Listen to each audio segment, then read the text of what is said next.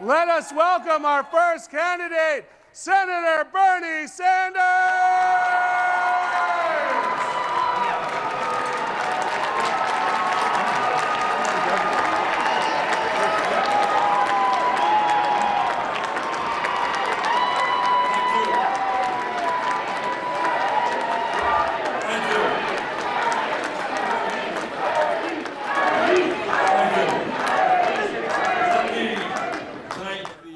County Democratic Party.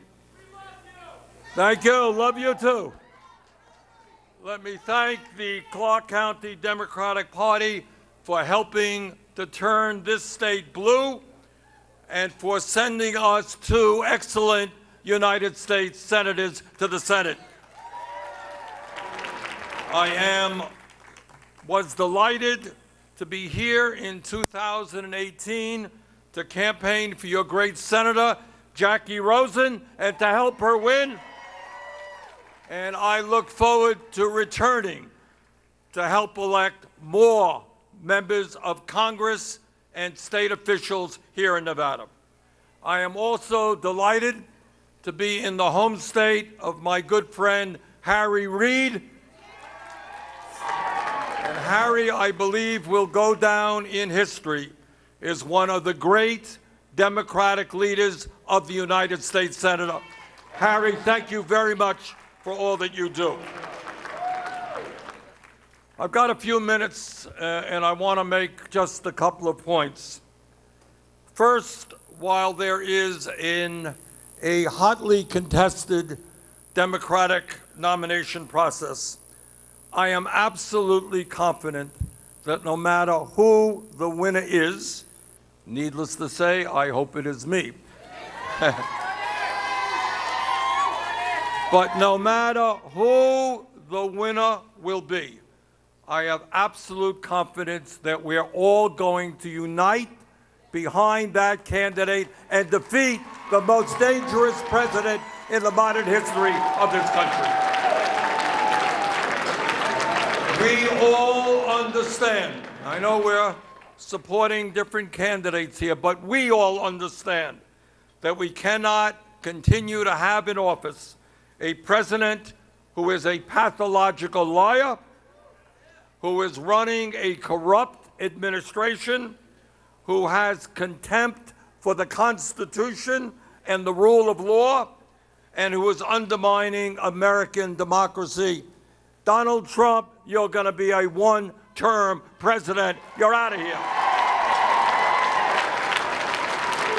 Now, I am sure that all of my friends who are going to speak to you tonight are going to tell you why they think they are the strongest candidate to defeat Trump.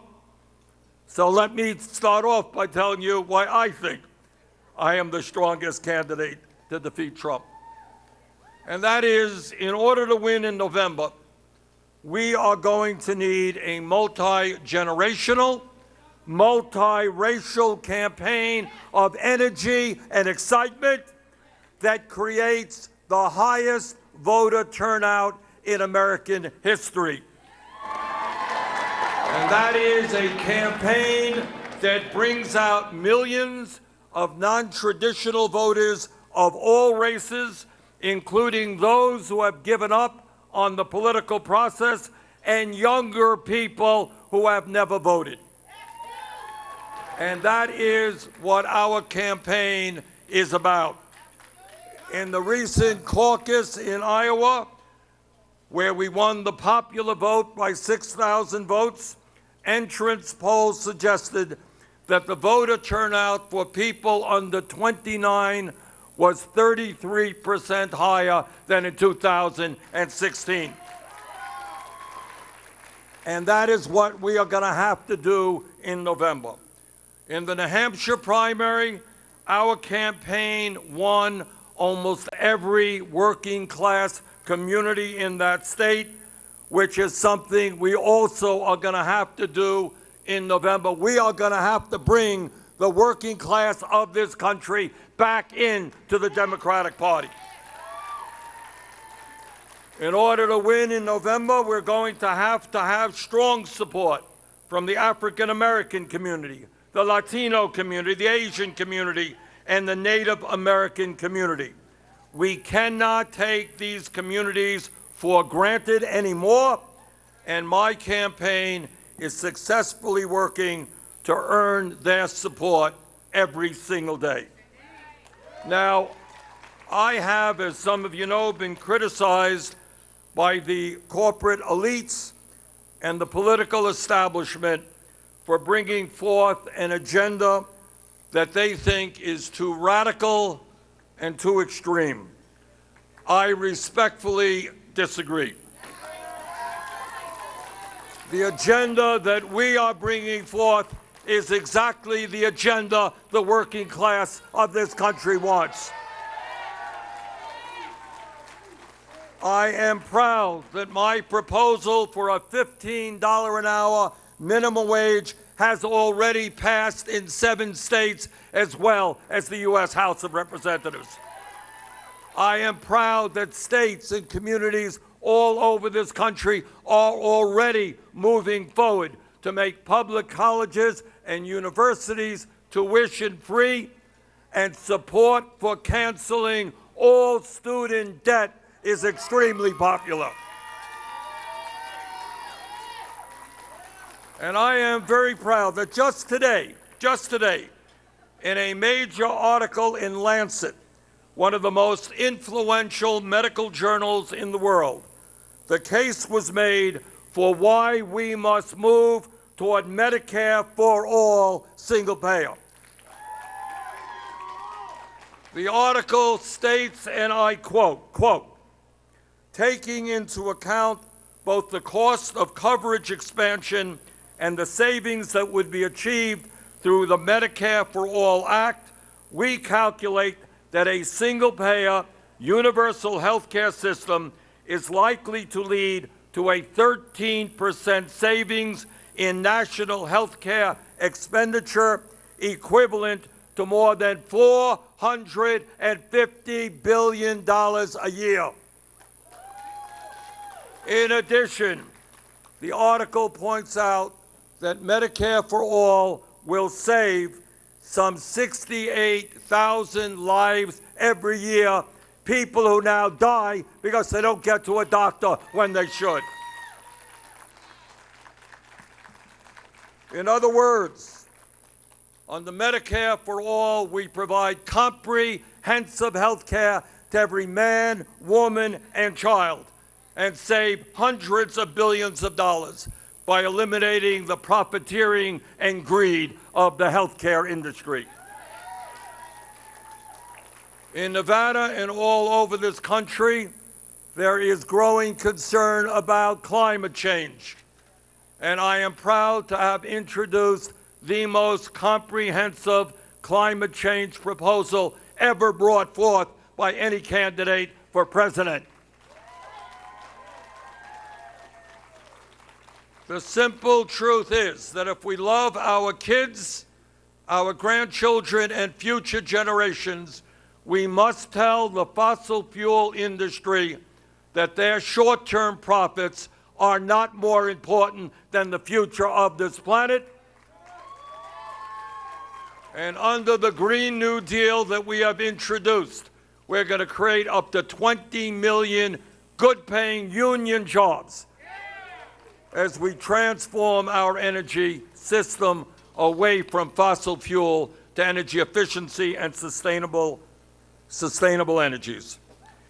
And let me also say a word about the current campaign and say to you that regardless of how much money a multi-billionaire candidate is willing to spend on his election, we will not create the energy and excitement we need to defeat Donald Trump if that candidate pursued, advocated for, and enacted racist policies like stop and frisk, which cause communities of color in his city to live in fear. We will not defeat Donald Trump with a candidate who in 2015 stated, and I quote, "I, for example, am not in favor have never been in favor of raising the minimum wage. We will not defeat Donald Trump with a candidate who opposed modest proposals during Barack Obama's presidency to raise taxes on the wealthy while advocating for cuts to Medicare and Social Security. We will not defeat Donald Trump with a candidate who, instead of holding the crooks on Wall Street accountable, blamed the end of racist policies such as redlining for the financial crisis. The simple truth is that Mayor Bloomberg, with all his money, will not create the kind of excitement and energy we need to have the voter turnout we must have to defeat Donald Trump. Once again, let me thank all of you for the enormously important work you are doing in this 2020 election, the most consequential election in the modern history of our country. Let us go forward to defeat Donald Trump. Let us go forward to transform this country. Thank you all very much.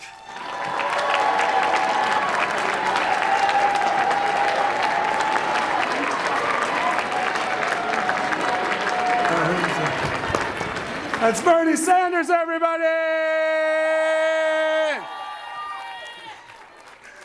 You guys love the energy in this room. Are we ready for our next speaker now? Our next candidate? Come on, bring that energy up, guys. Please give it up for Tom Steyer.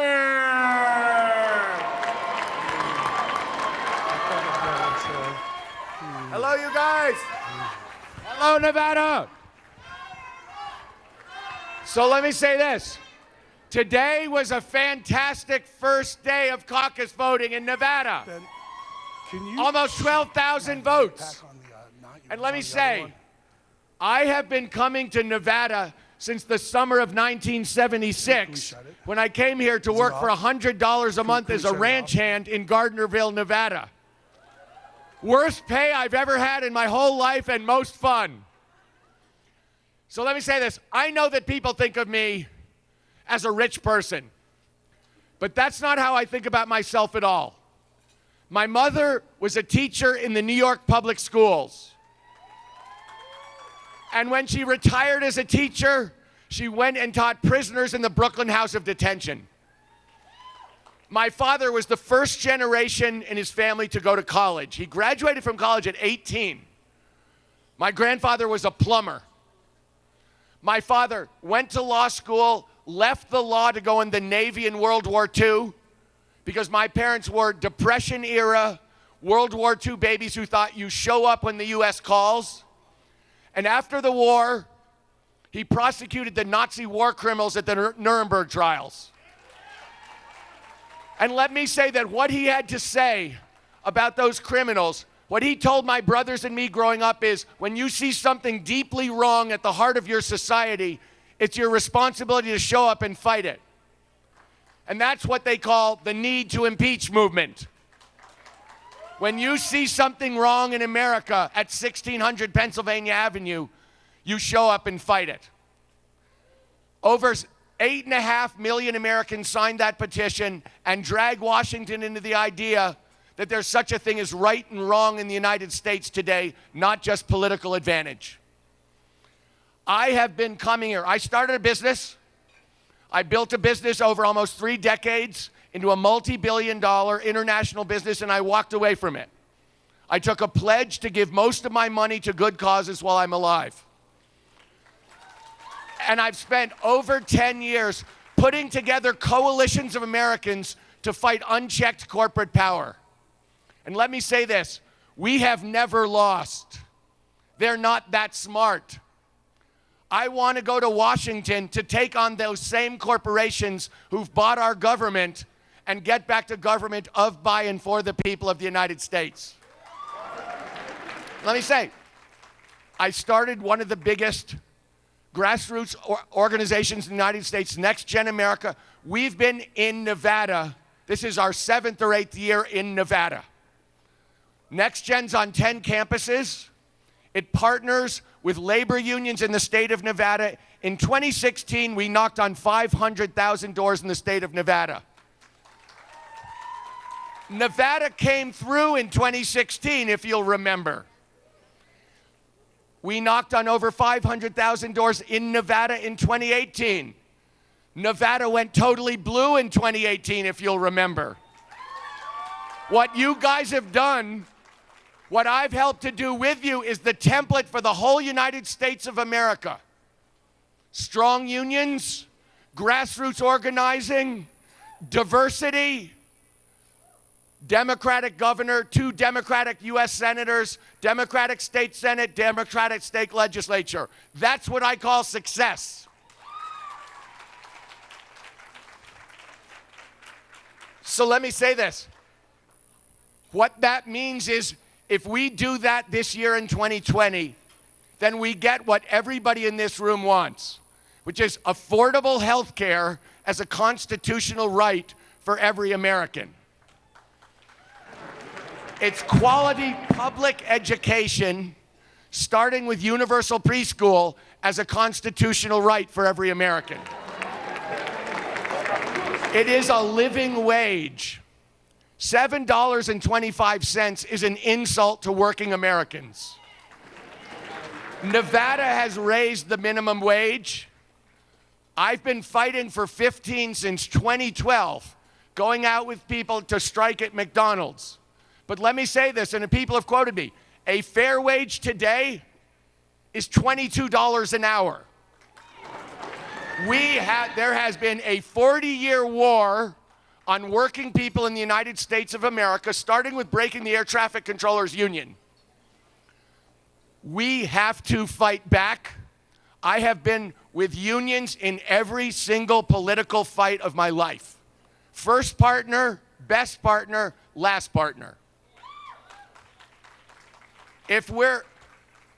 I have fought propositions against oil companies and beat them, against tobacco companies who'd won 17 times in a row and beat them.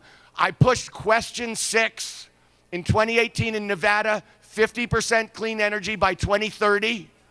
I've done that around the country. We've never lost to these corporations. They're just not that smart. We are going to have, look, I believe clean air and clean water are a constitutional right for any American. I am the only person in this race who will say that climate is my #1 priority. And I say it knowing that I will start with environmental justice, with cleaning up the air and water in the black and brown communities where we concentrate our poison, and that we will rebuild this country and create over 4.5 million good union jobs every single year for as far as the eye can see. Those are some of the things that we're fighting for, but what we have to remember is #1 job, beat Donald Trump. And we know what he's running on because he tells us. He basically has told the American people, you know I'm a criminal. You know I despise 80% of you. You know I am a man of low morals. But you have to vote for me because I'm good on the economy. And here's what I say, baloney. That's not true. I spent 30 years building a business where I had to understand what it took to create growth, prosperity, and jobs. I can take on Mr. Trump, and every time he says the economy is growing, say, yeah, but all the money is going to rich people. Every time he says there's low unemployment, I can say, yeah, but you can't live on those jobs. $7.25 is an insult to working people. And every time he says the stock market's going up, I can say it is. You gave those companies a gigantic tax break, but most people don't own stocks. That's what I call the Mar-a-Lago economy. It's great for the people at the Mar-a-Lago Country Club, but it's no good for working people across the United States of America. What I'm talking about is calling him out on the stage and making him look like the liar that he is. But also, I'm talking about 4.5 million union jobs every year, the biggest work program in American history.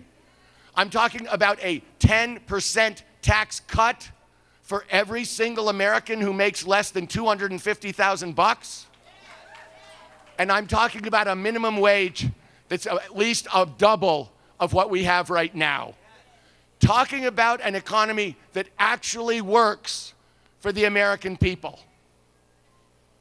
So first of all, we have to beat them on the economy.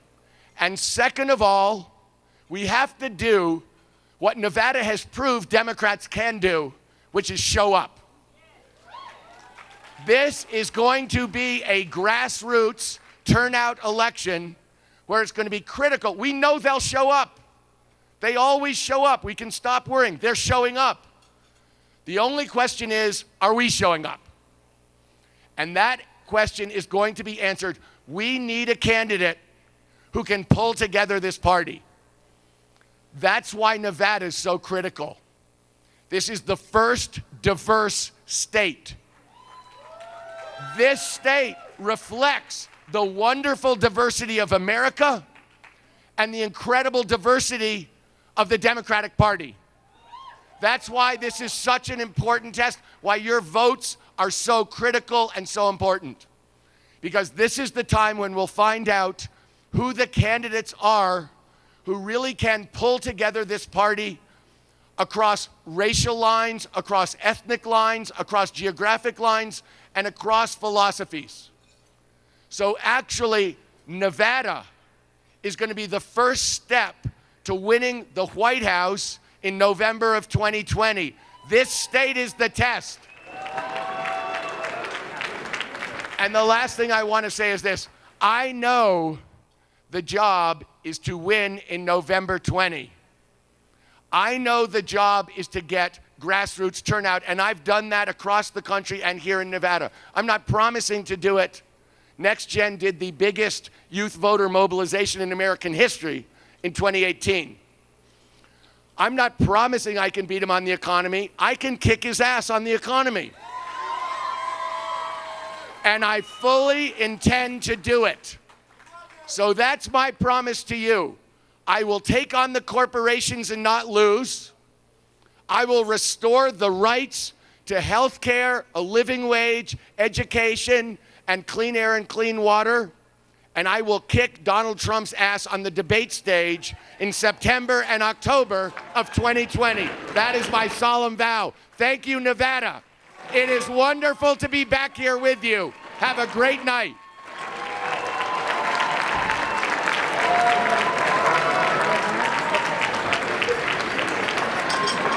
Tom Steyer, everybody! I love the energy in this room. Should we keep it going? Are you ready to hear from your next candidate? Please welcome to the stage Senator Elizabeth Warren!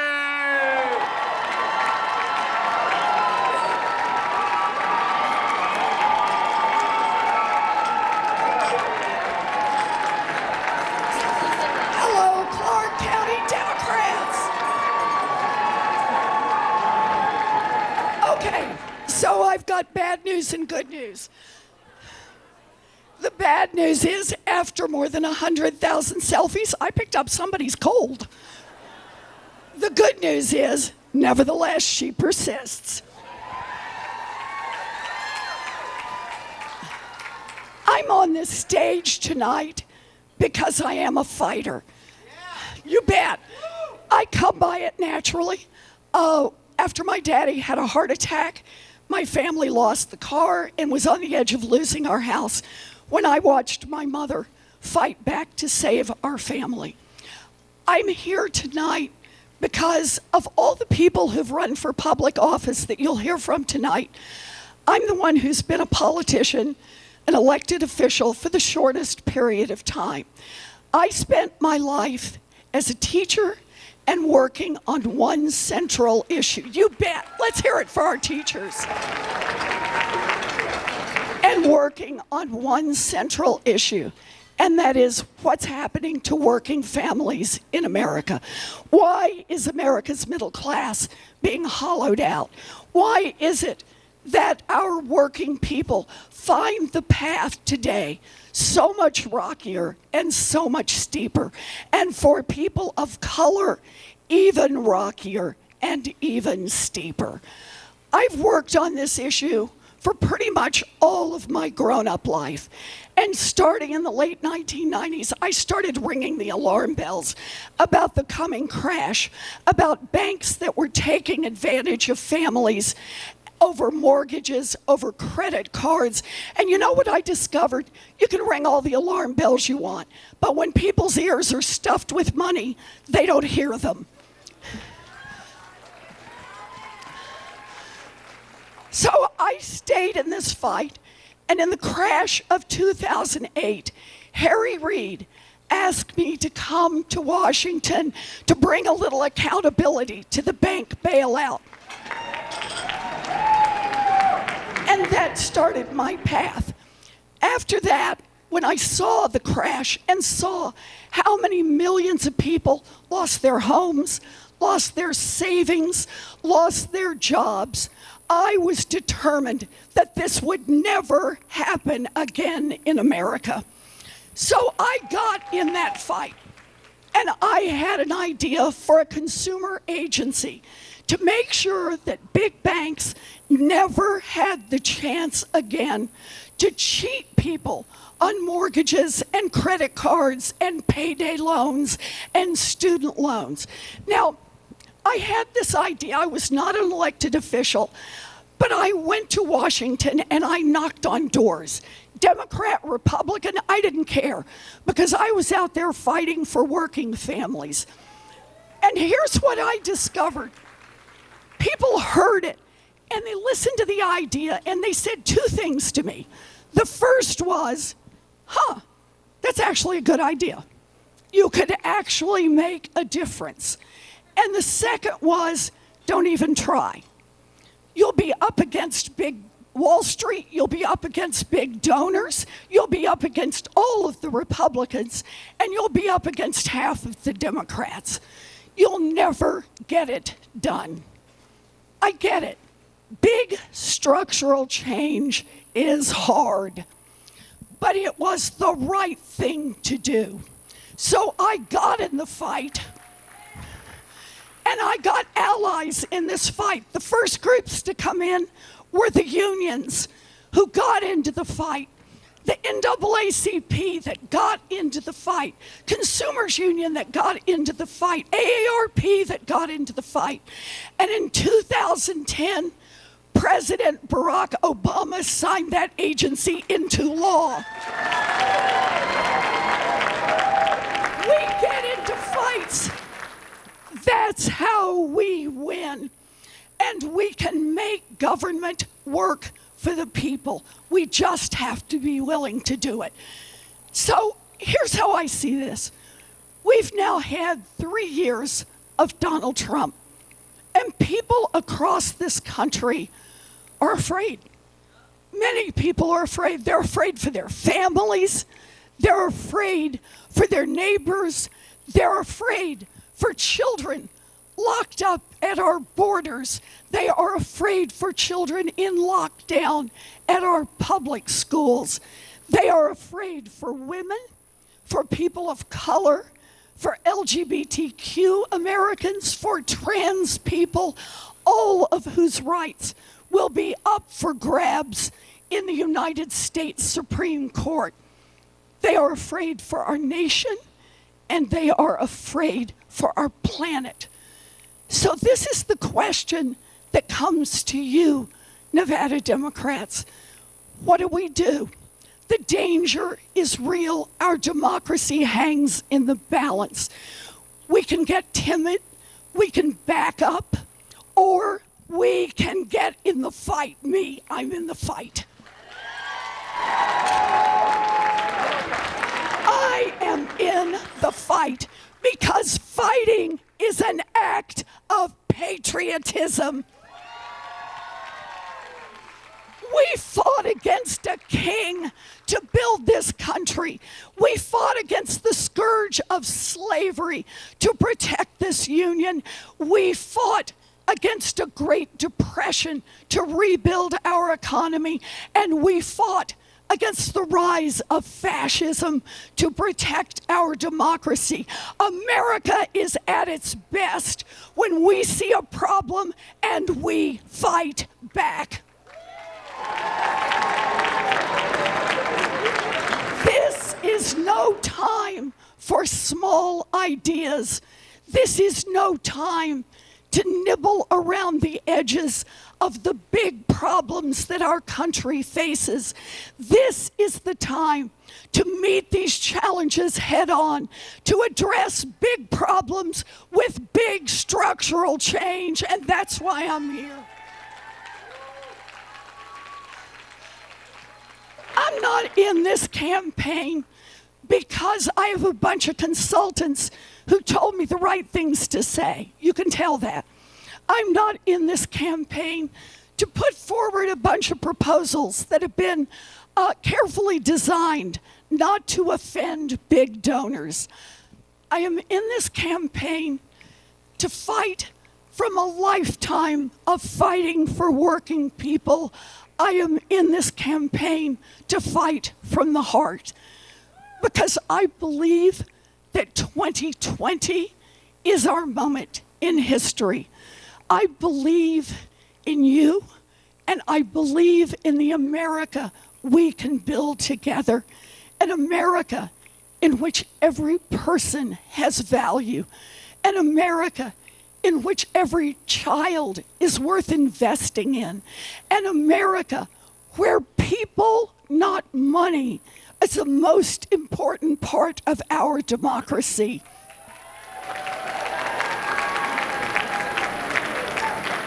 And if you believe that that America is possible, and you think that America is worth fighting for, then I'm asking you, get in this fight. Join me in this fight, because 2020 is our moment in history. It will not come this way again. 2020 is our moment to choose hope over fear, to choose courage. 2020 is our moment to dream big, fight hard, and win. Thank you, Clark County.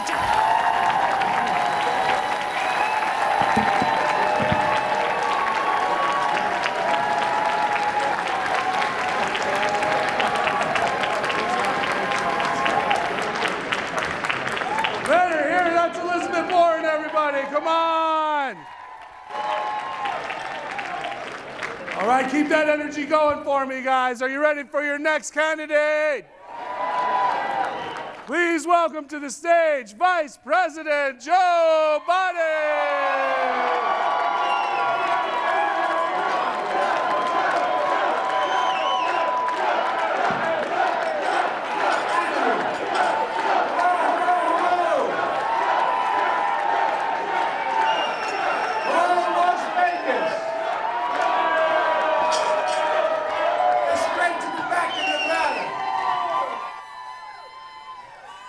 Tremendous governor. Oh. Thank you. You got a tremendous governor here, Steve Sisolak. And two great women senators, both of whom I've campaigned with. Well, thank you, but I love Catherine Cortez Masto, and I love Jackie Rosen, too. And I spent the last couple days with Dina Titus. Dina, thank you for all you've done for me. And Steve, Horford, I tell you what, Steve, you're something else, man. I want to take you on the road with me. We're getting out the early vote for caucus, no matter who you're voting for, the early caucuses vote. And Clark County Democrat Chair Donna West, thank you, Donna, for allowing us in the territory. And the workers who put this on, you all doing a great job. We couldn't do any of this without you. And I might add, the country's first majority female legislature.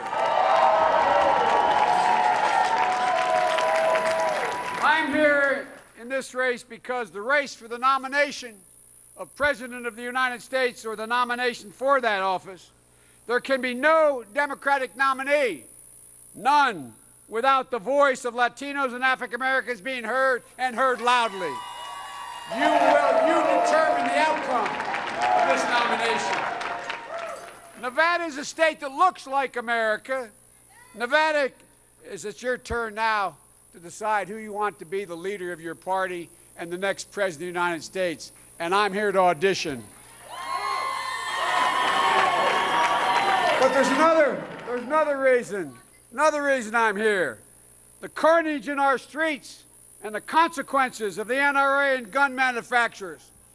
Las Vegas has endured the worst mass shooting in American history. One man with assault weapons and magazines holding 100 rounds of ammunition ended the lives and scarred the families for their entire lives of innocent, decent, honorable people. We must never forget that. I will never forget it, and I'll never forget the anguish and the pain on all those families. And I met virtually all of them up in Connecticut, in Newtown, listening to their cries, just having lost a child, and the most horrendous, god-awful thing that I've seen in a long time. I sat with them, heard their stories of anguish. I'll never forget their voices, and sometimes cracking, of young students who survived the Parkland shooting, who came to Washington to protest when I met with them, telling me of their fears, and some of them about how they still have nightmares. As a matter of fact, yesterday, a man has become a friend out of a mutual tragedy. I lost two children, and he lost a child. Mine not to gun violence. His name is Fred Gutenberg. He's one of the leaders in Parkland. I called him yesterday because it was the second anniversary of the death of his daughter, the second anniversary.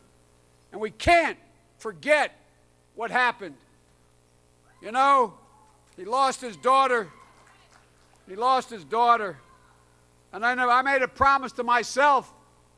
I made a promise to Fred. I made a promise to my friend Mark Braden up in Newtown that I will not rest, and I mean this from the bottom of I will not rest till they're able to sue the gun manufacturers and we had the assault weapons. It's a promise I made to them. It's a promise I made, in or out of office. And folks, it's a promise we're going to keep.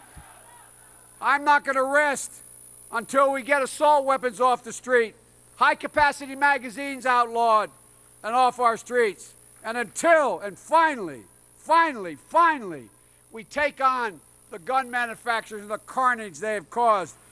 Look, the carnage they're responsible accounts for tens of thousands of lives over the last. I mean it. Think of not just the mass shootings. There's a mass shooting on our streets every day in neighborhoods of color and poor neighborhoods. Every day. And we hardly talk about it anymore. Look, you know, I believe the carnage that they're responsible for and the violence that is so rampant, I think they're tearing apart and ripping the soul out of this country. We have a president who's owned by the NRA. We have a president who's owned by the gun manufacturers. And guess what? Gun manufacturers are the only industry in America that's exempt from being able to be sued. The only one. And they were given that exemption in 2005, and some of the people running for office voted for that exemption. Ladies and gentlemen, that immunity was granted, and it's a horrible, horrible decision. Look, imagine if I said to you, we're going to vote to give the tobacco industry immunity, or the drug industry immunity, or the oil industry immunity. You'd all think it was horrible. But we gave immunity to gun manufacturers. And look at what they've done. Look at what they're responsible for. Folks, you know, it would be unthinkable if we gave anyone else that. And I promise you, president, not president, until I have a breath in me, I'm going to do everything I can to go after those gun manufacturers. When I'm your president, I'm going to take them on, get rid of the immunity, and allow those parents who are trying now to sue for the pain and mayhem they have caused. You know, I'm the only one who's taken on the NRA nationally and beaten them 3 times, and I will beat them again. I got the Brady bill passed, which provided for background checks so wackos can't own those weapons. Oh, they are, by the way. Sorry. And working with Dianne Feinstein, I was able to ban assault weapons and magazines that had more than 10 rounds in them for at least 10 years until we lost Florida and we elected Bush and he took it away. We will get it reinstated, I promise you. I promise you. And that's not the only important difference in this race. Health care. Health care is a right. Health care is not a privilege. And I believe the next president, as president, we have to defend Obamacare, not get rid of Obamacare. And I'm proud. I was proud to serve as Barack's vice president. Never more proud than the day we passed Obamacare. And Trump is trying to destroy it, trying to get rid of it in court, and some of our Democrats want to get rid of it. You know, I'm not going to let that happen. I'm not going to let that happen. It's not going to happen. Obamacare is the reason we have protections for pre-existing conditions. Today on the line, on a rope line, and today, a woman came up to me, threw her arms around me, started crying. She said, "Thank you. You saved my life." And I said, No. She said, "No, I had breast cancer. I had a pre-existing condition.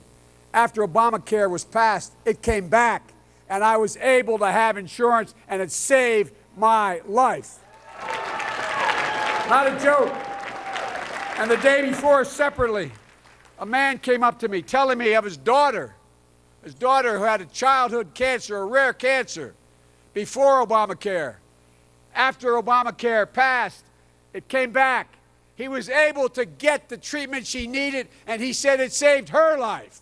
Folks, we cannot jettison this.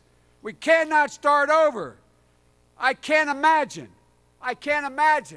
Many of you in this room, if I asked you to raise your hands, if you lost a child, a son, a daughter, to a terminal disease or a loved one.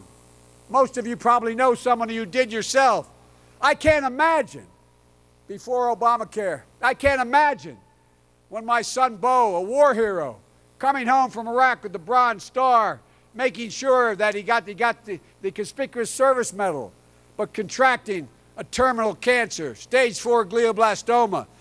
I watched him lay there in bed for the last 9 months of the 18 months he lived in pain. I couldn't imagine what it would have been like. Gov, if they were able to come in and say, "Sorry, you've outrun your coverage. Suffer in peace." We cannot allow that to happen ever again. Look.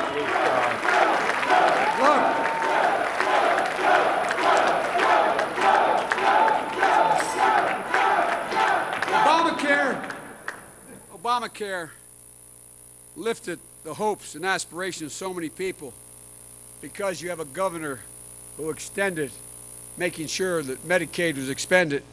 In addition, it gave peace of mind to 400,000 Nevadans and over 150,000 children. My plan brings down the prices of drugs and co-pays, eliminates surprise billing. My plan builds on Obamacare with a Medicare-like public option. And, most importantly, it lets you keep your private insurance that you negotiated if you want to. Folks, the culinary workers, they negotiated. They went on strike. They negotiated. They gave up pay raises to get one of the best health care plans in the country. No one should be able to tell them they can no longer have that plan. Nobody. And that's required in Medicare for all. And I'll be damned if we're going to erase the union's efforts and suggest they start over again. Look, my plan would give every American a choice without raising their taxes on the middle class, and most importantly, most important of all, I can actually get my plan passed. I'm the only one that's gotten one passed with President Obama. Folks, Speaker Pelosi and the majority of Democrats don't like Medicare for all plan. Unions, culinary workers in Nevada aren't for it. How in God's name do you expect to pass it? And it costs over $30 trillion. How do you pay for it? Folks, Donald Trump is continuing to fan the flames of division and hate in this country. It has to stop. It has to stop. The words of a president matter. A president can appeal to the best in us, to our better angels, but a president can also appeal to the worst in us and tear us apart. Our children are listening, and this man's language, behavior, and lack of any integrity as he talks, in fact, is being heard by our children. With his bullying, his attacks on immigrants, his degrading and demagogic language, why would we expect anything else from then hate crimes going up? Why? Why else? When you have Donald Trump as president. Everyone knows who Donald Trump is. We have let them know who we are. As I've been saying for well over a year, we choose hope over fear. And I've been saying this for over a year. We choose unity over division. We choose science over fiction. And we choose compassion over cruelty. And maybe most importantly, we choose truth over lies. Over lies. Folks, we're the United States of America. Remember who in God's name we are. It's time for us to lift our heads up. There's not a damn thing we cannot do if we do it together. So let's get up and take back this country now. Now. God bless you all, and may God protect our troops. Go Nevada. Take it back. Thank you.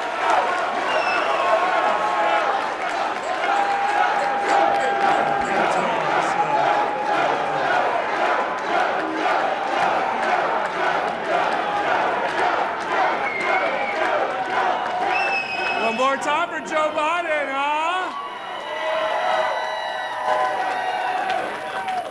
You guys ready for your next candidate? Come on, bring that energy up for me. You ready for your next candidate? Please give it up for Senator Amy Klobuchar.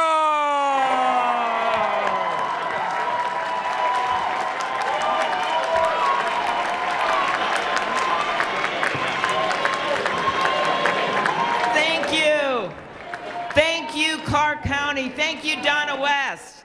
I am so proud of what you have done here in Nevada. First, you gave us the incredible leader for our country, Harry Reid.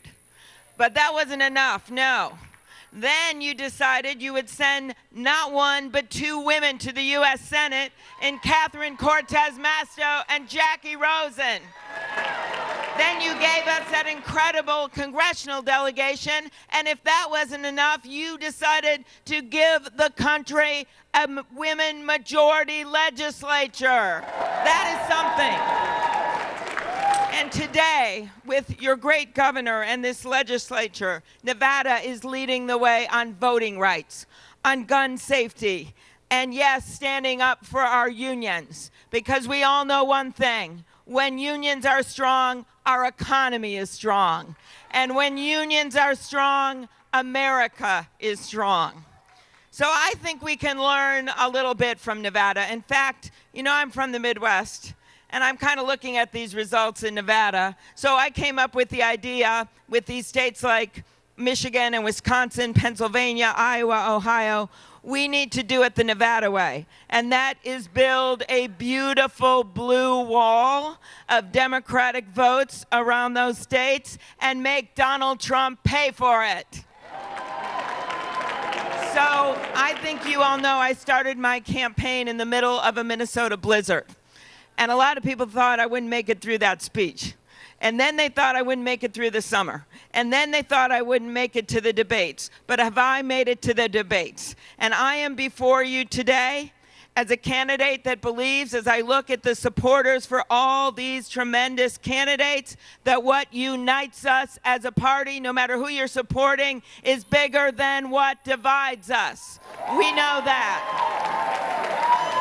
We know that. And we also know this, is that this election is, yes, it is an economic check on this president because there is not shared prosperity. But it is also a decency check.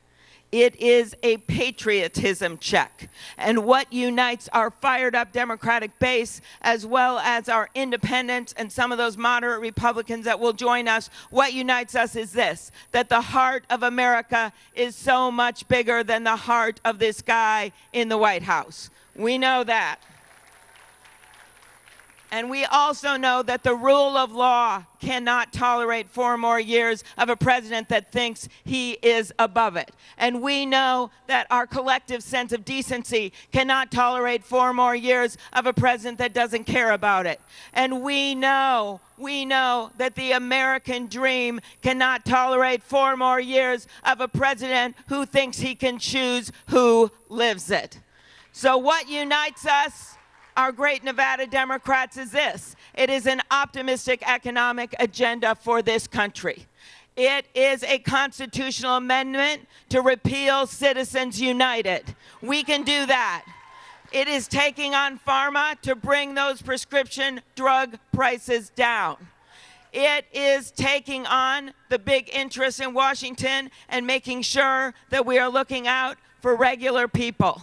But to do any of this, to take on climate change, to make sure we pass and stop the mean-spirited rhetoric and finally pass comprehensive immigration reform, to do any of this, we know that we need to win big, that we just can't eke out a victory at 4 in the morning, that we also have to win up and down the ticket, and we have to win in those Senate races in Arizona and in Colorado. Because if you want to get all the great things done that you've heard about tonight, we need to send Mitch McConnell packing.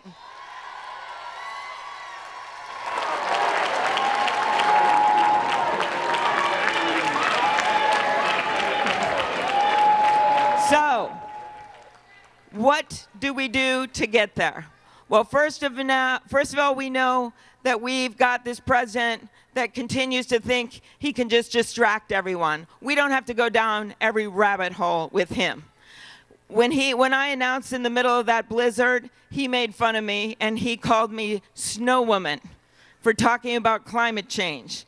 And I wrote back a tweet and said, Donald Trump, the science is on my side, and I'd like to see how your hair would fare in a blizzard.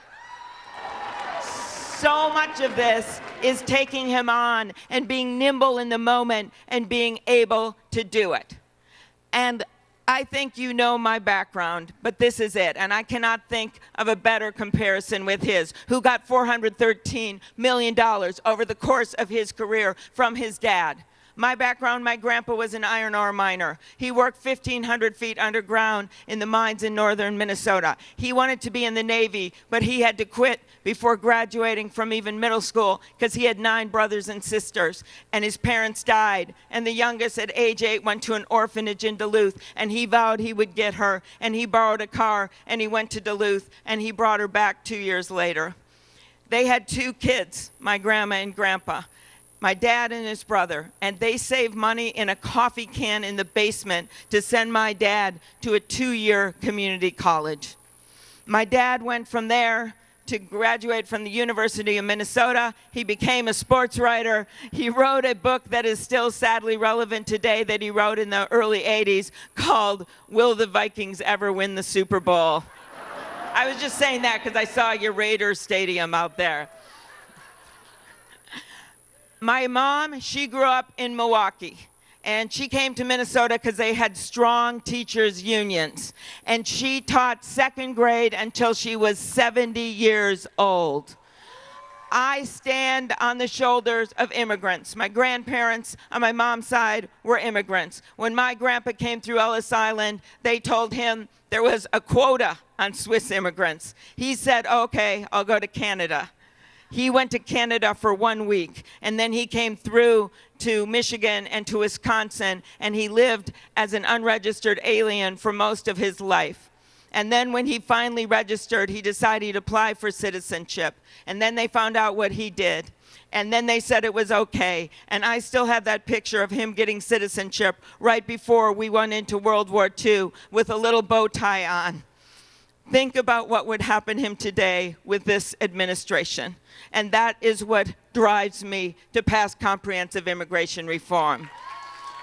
I stand before you today as a granddaughter of an iron ore miner, as a daughter of a teacher and a newspaperman, as the first woman elected to the U.S. Senate for the state of Minnesota, and a candidate for President of the United States.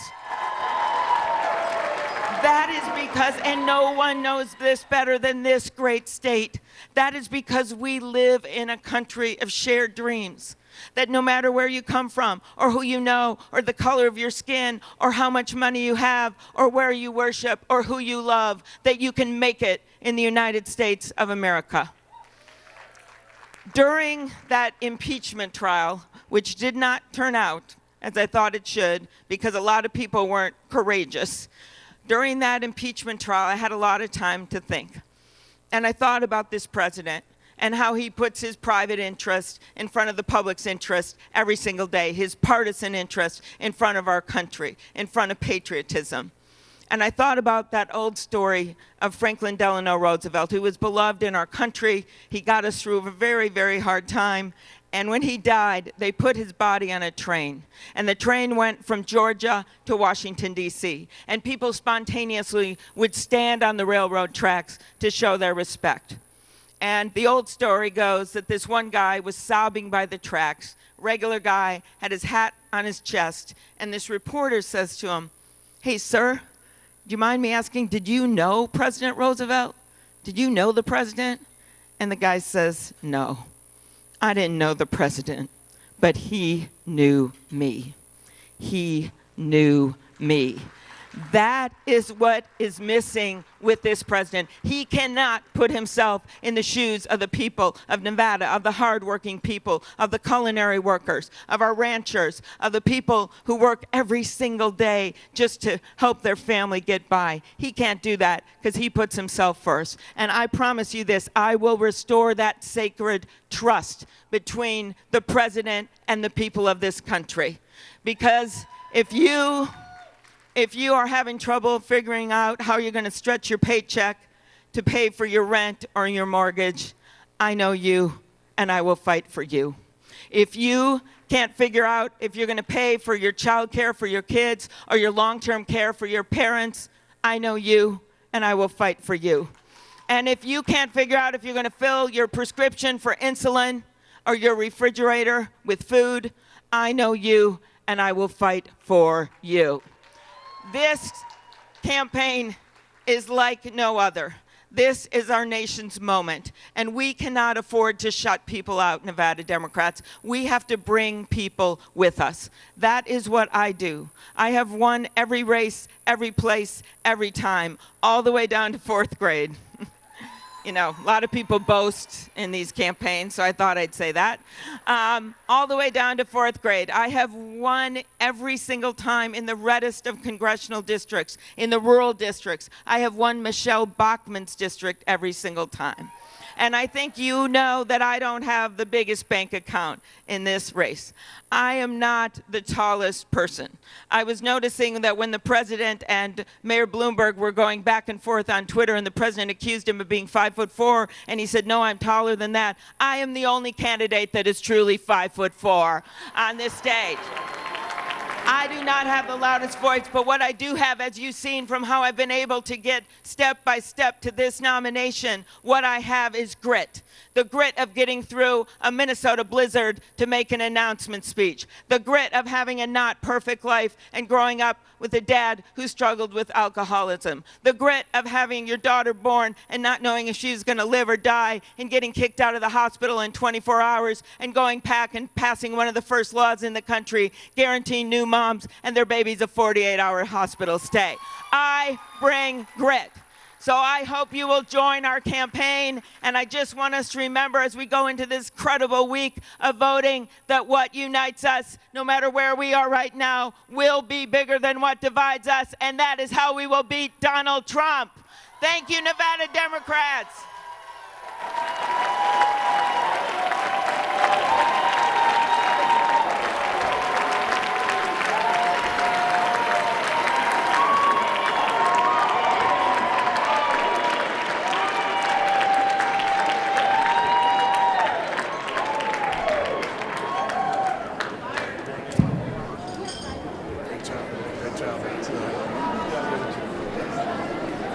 One more time for the 5'4" senator right there. Amy Klobuchar, everybody. All right, guys, are we ready to hear from our last candidate of the evening? Ready to hear from the last candidate? Please welcome to the stage, Mayor Pete.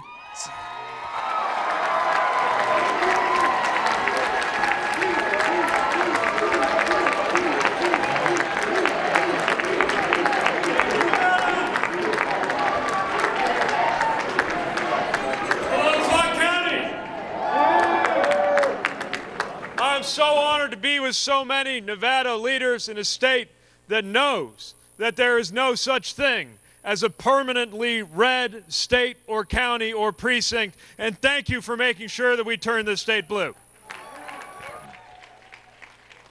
So honored to be with Governor Sisolak, and thank you for sending two extraordinary senators, Cortez Masto and Senator Rosen, to Washington to make good decisions and represent us well. Your phenomenal congressional delegation, your majority women assembly, and the message that you have sent from coast to coast that people can come together and get common sense reforms done at a time when some are wondering whether politics has anything to tell them at all. You here will never be caught treating the presidency like it's the only office that matters, and thank you for ensuring that we win up and down the ticket for Democrats who share our values. And thank you for the chance to join you tonight with so much on the line just 1 week out from the historic Nevada caucuses. I know that people in Nevada are taking your responsibility, your influence, your power, that thumb on the scale that you have, so seriously.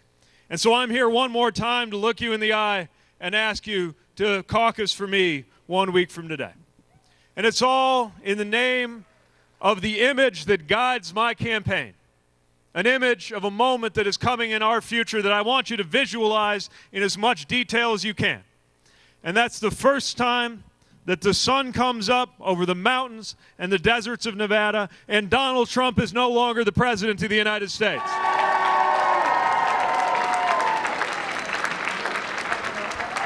Now, we have a responsibility to bring about that day sooner rather than later, because we are ready to put the chaos behind us. We are ready to put the corruption behind us. Are you ready to put the tweets behind us? This is our chance. This is our only chance. You know, Mitch McConnell's GOP may have dominated the Senate that was the jury last week, but we are the jury now, and the verdict is up to us on this president and on those senators who protected him. This is our chance, and we had better get it right. We had better put forward a nominee who is prepared to go toe-to-toe with this president in rural, suburban, and urban communities. A nominee who is ready to challenge this president on his own terms. Wouldn't it be nice with a president who pretends to care about working people, but whose only economic promise kept was to cut taxes for corporations. Wouldn't you like to see him have to explain his economic policies standing next to a mayor from the industrial Midwest who actually lives in a middle-class neighborhood? Not a millionaire, but somebody ready to speak for working people and demand that we move toward an economy where one job is enough.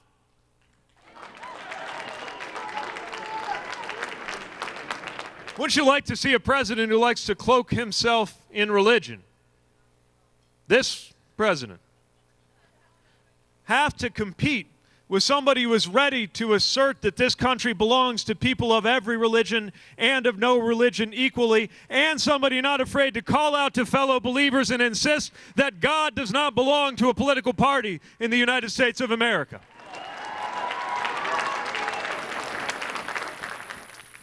And wouldn't you like to see a president who likes to talk tough and thump his chest and throw himself military parades have to stand on that debate stage next to a war veteran who will educate him on why traumatic brain injury can be a hell of a lot more serious than bone spurs? It is time for this president to be held accountable.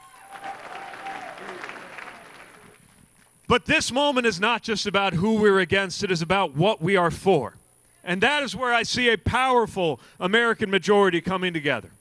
Not just our fellow die-hard Democrats, but independents and an awful lot of what I like to call future former Republicans who are coming to our events and who are welcome to stand at our side and make sure that we turn the page to a better day in Washington before it's too late. Now, some say, why would a mayor run for president? You're not even from one of the biggest cities. You haven't accumulated decades of Washington establishment experience. But to that I say, that is the point. Because this is our chance, our only chance, to bring new thinking to Washington and flush out what this president has brought with him before it's too late. We can't go up against the most disruptive president in American history by falling back on the familiar. And if we want to go up against the most divisive president in American history, then we've got to call everybody to be at our side. We don't have to choose between one course following our heart and the other one following our head. And we do not have to choose between a revolution or fidelity to the status quo. We can call every American into a better vision for a better future, because that American majority exists right now. We already have an American majority that is insisting that instead of corporations paying zero on billions of dollars in taxes, we will hold them accountable to pay their fair share, lift up workers, and yes, that means standing with unions and organized labor in this country. We already have an American majority that recognizes that freedom includes freedom from government telling women what to do with their bodies. We already have a powerful American majority that understands that supporting our troops is about more than a bumper sticker. It is about putting an end to endless war and making sure they never get sent into one that could have been avoided. There is a powerful American majority right now demanding that we take action in our time to make this a country where your race has no bearing on your health or your wealth, your life expectancy, or your experience with law enforcement. We must act now to make that a reality. Right now, the American people are ready for meaningful immigration reform. Y a los soñadores sabemos que este país es tu país también y pertenecen aquí con nosotros en los Estados Unidos.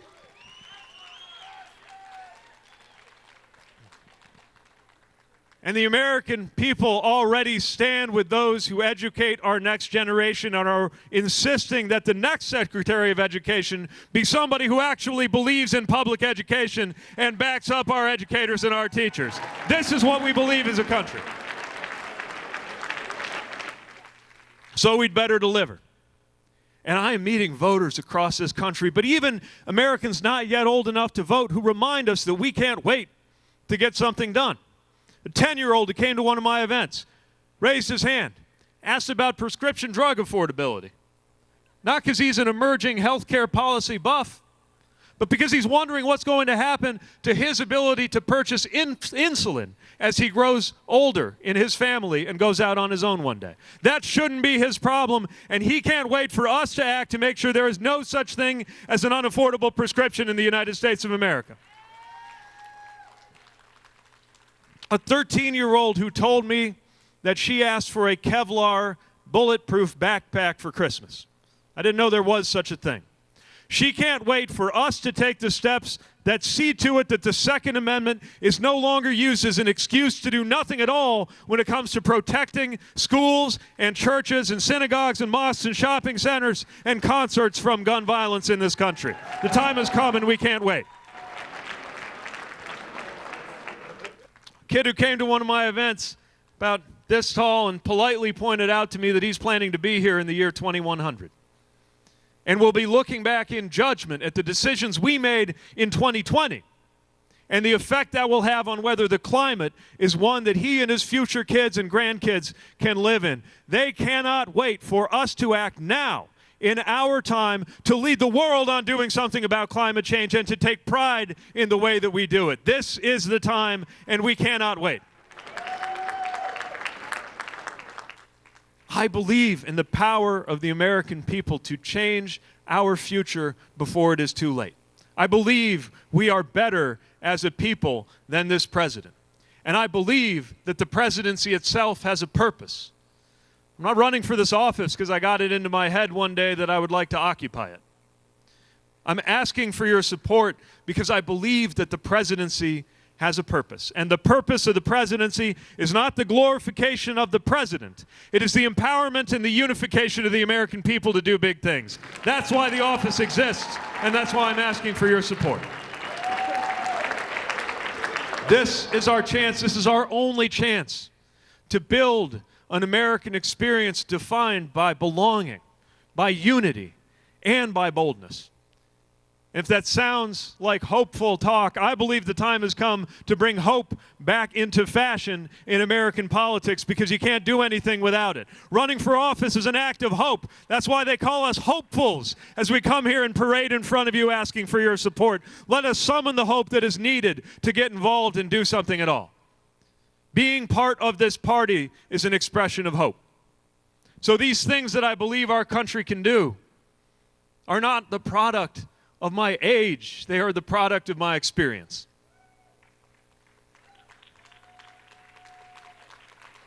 I believe in American unity because I have had the experience of lacing up my boots in the dust of a war zone alongside fellow Americans so diverse and so different that we had nothing in common besides the flags on our shoulders, and yet we learned to trust each other with our lives. I believe in American boldness because I have been the mayor of a city that was described as dying just a decade ago, that picked ourselves up, that moved out of the shadows of the empty factories and chose a better future for ourselves. And I believe in American belonging because I still remember the feeling of an Indiana teenager trying to figure out whether he was ever going to fit, trying to figure out whether something inside of him meant that he was always going to be an outsider, wondering whether he would never be able to serve in office or in uniform, never be accepted, never know love. And that same teenager grew up and is now standing in front of you, a two-term mayor, a veteran, happily married, and asking for your support for the American presidency. That is why I believe in a better future. So if you are ready for an American politics defined by boldness, this is our chance. If you are ready for an American future defined by unity, this is our chance. And if you are ready for an American experience defined by belonging, this is our chance. Are you ready to make that a reality? Are you ready to support our values up and down the ticket? Are you ready come November to vote blue no matter who? Then let's make history together on Saturday, and let's go win in November for our values, for our country, and for our future. Thank you, Clark County, and I'll see you on the trail. Thank you. Thank you. Thank you. Thank you.